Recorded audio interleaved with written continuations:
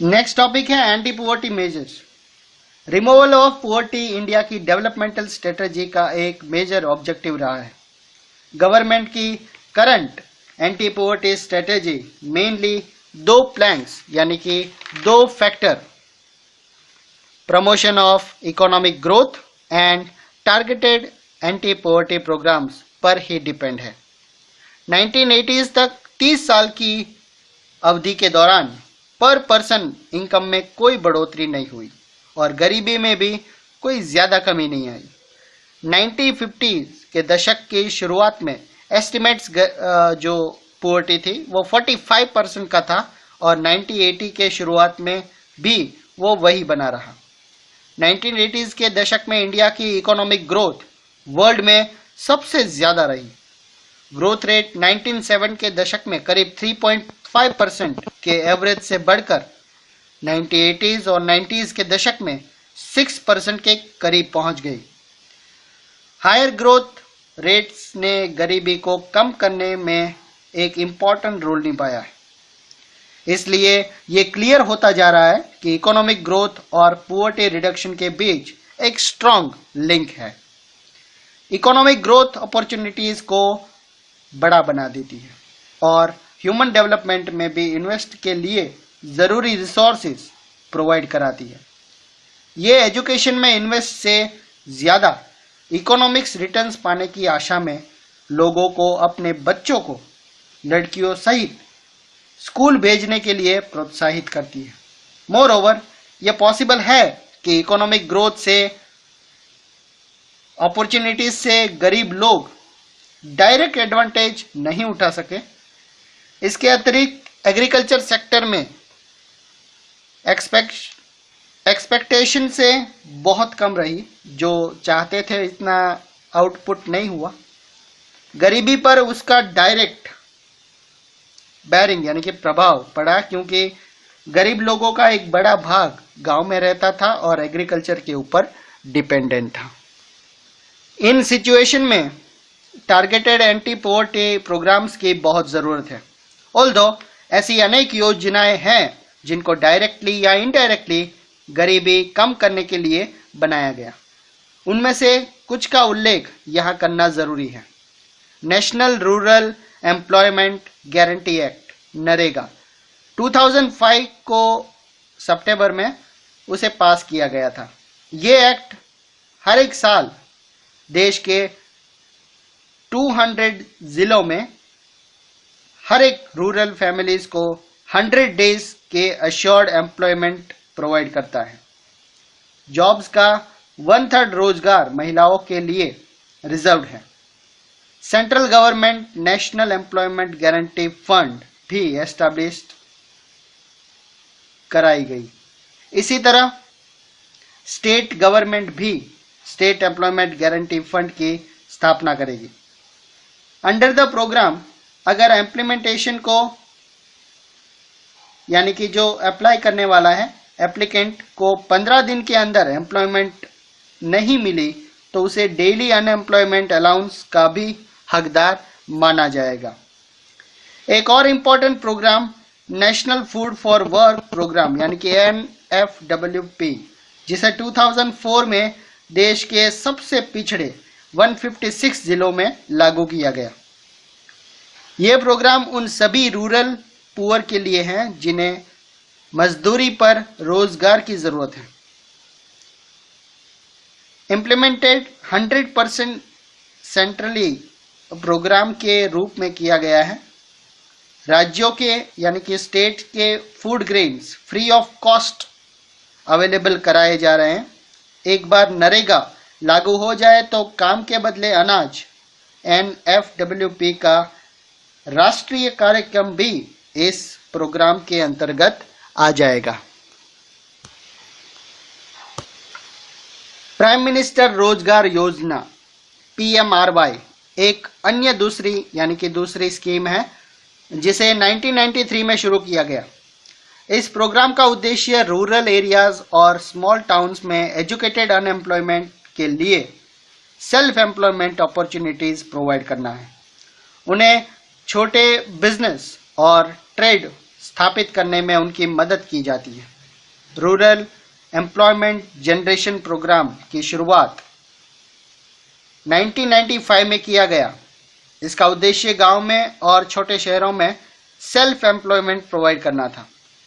10th 5 year plan में इस programme के अंतर्गत 25 लाख नए रोजगार के अवसर प्रोवाइड करने का टारगेट रखा गया है। स्वर्णम जयंती ग्राम स्वरोजगार योजना SGSY की शुरुआत 1999 में की गई।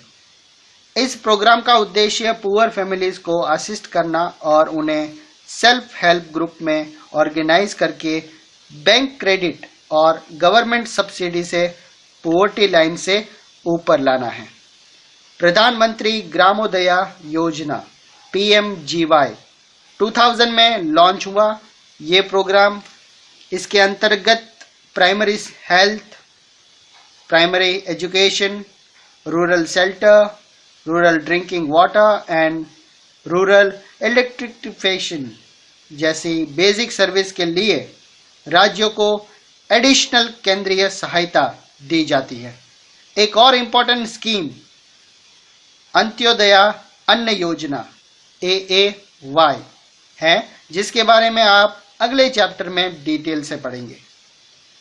इन प्रोग्राम्स के मिक्स्ड रिजल्ट हुए। उनके कम इफेक्टिवनेस होने का एक मुख्य कारण lack of proper implementation and high targeting है। मोर ओवर कुछ प्रोग्राम्स एक दूसरे के ओवरलैपिंग है। अच्छी नीयत के बावजूद इन स्कीम्स के लाभ यानी कि फायदे उनके डिजर्विंग पुअर को पूरी तरह नहीं मिल पाता। इसलिए अभी गरीबी एलिवेशन प्रोग्राम के प्रॉपर मॉनिटरिंग पर ज्यादा जोर दिया गया है। नेक्स्ट टॉपिक है द चैलेंजेस अहेड। आगे क्या चैलेंजेस हैं? इंडिया में गरीबी में निश्चित रूप से गिरावट आई है, लेकिन प्रोग्रेस के बावजूद गरीबी है। भारत की सबसे compelling challenge rural and urban areas और डिफरेंट स्टेट में गरीबी में वाइड डिस्पैरिटीज हैं। कुछ सोशल एंड इकोनॉमिक ग्रुप्स गरीबी के प्रति ज्यादा वल्नरेबल यानी कि असुरक्षित हैं। आशा की जा रही है कि गरीबी में अगले 10 से 15 सालों में ज्यादा गिरावट आएगी। ये mainly higher economic growth, universal free elementary education पर जोर और पॉपुलेशन ग्रोथ में गिरावट, women and economically worker section of society के कारण ये पॉसिबल हो सकता है। लोगों के लिए गरीबी के ऑफिशियल डेफिनेशन उनके सिर्फ एक लिमिटेड पार्ट पर लागू होती है। ये मिनिमम जीवन निर्वाह के रीजनेबल लेवल की अपेक्षा जीवन निर्वाह के मिनिमल लेवल के सब्जेक्ट में है। कई स्कॉलर्स ने इसका समर्थन किया है कि गरीबी के अवधारणा कॉन्सेप्ट का विस्तार ह्यूमन पॉवर्टी तक कर देना चाहिए। हो सकता है कि बड़ी संख्या में लोग अपना खाना जुटाने में एबल हो, लेकिन क्या उनके पास एजुकेशन है, या घर है, या हेल्थ केयर है, या जॉब सिक्योरिटी है, या कॉन्फिडेंस है? क्या वो कास्ट और जेंडर डिस्क्रिमिनेशन से दूर है? क्या चाइल्ड लेबर की प्रथा अब भी प्रचलित है? वर्ल्ड वाइड एक्सपीरियंस बताते हैं कि डेवलपमेंट के साथ गरीबी की डेफिनेशन भी बदलती है। गरीबी हमेशा एक गतिशील टारगेट रहा है, एक मूविंग टारगेट रहा है। आशा है कि हम अगले दशक के एंड तक सभी लोगों को सिर्फ इनकम के संदर्भ में मिनिमम नेसेसिटी इनकम प्रोवाइड करा सकेंगे। सभी को हेल्थ केयर, एजुकेशन और जॉब सिक्योरिटी प्रोवाइड कराना, जेंडर इक्वालिटी और गरीबी को सम्मान जैसी बड़ी चैलेंजेस हमारा टारगेट होगी। ये और भी बड़े काम होंगे अगर हम ये कर देते हैं तो। समरी देख लेते हैं। आपने इस चैप्टर में देखा कि गरीबी के कई डायमेंशंस हैं। नॉर्मली इसे पुअर्टी लाइन के कॉन्सेप्ट से मेजर किया जाता है। इस कॉन्सेप्ट के द्वारा हमने गरीबी में main global and national trends को एनालाइज किया है, लेकिन अभी गरीबी का एनालिसिस सोशल एक्सक्लूजन जैसी कई सारी नई कॉन्सेप्ट के द्वारा किया जा रहा है। इसी तरह चैलेंजेस भी बढ़ती जा रही है, क्योंकि स्कॉलर्स इस कॉन्सेप्ट का ह्यूमन पुअर्टी में विस्तार कर रहे हैं। सो स्टूडेंट्स, ये था आपका चैप्टर 3। आई होप आपको पसंद आया होगा, और कोई भी डाउट या कोई भी क्वेश्चन है हमें कमेंट करना बिल्कुल मत भूलिए। और हाँ, जितना हो सके इस चैनल को शेयर कीजिए। मैं चाहता हूँ कि मैक्सिमम वीडियोस बहुत जल्द, वैसे टाइम नहीं मिलता है इतना, लेकिन फिर भी ट्राई करता हूँ कि आपको मैक्सिमम सारे वीडियोस, सारे चैप्टर आपको इसी तरह से समझा के देता रहूँ। और जितना हो सके इस चैनल को शेयर कीजिए, और हाँ, सब्सक्राइब करना बिल्कुल मत भूलिएगा, क्योंकि ये जो दौर, ये जो कारवां आप जो जुड़ते जा रहे हो मेरे से, वो चलता ही रहेगा। Thank you so much for your love. Thank you.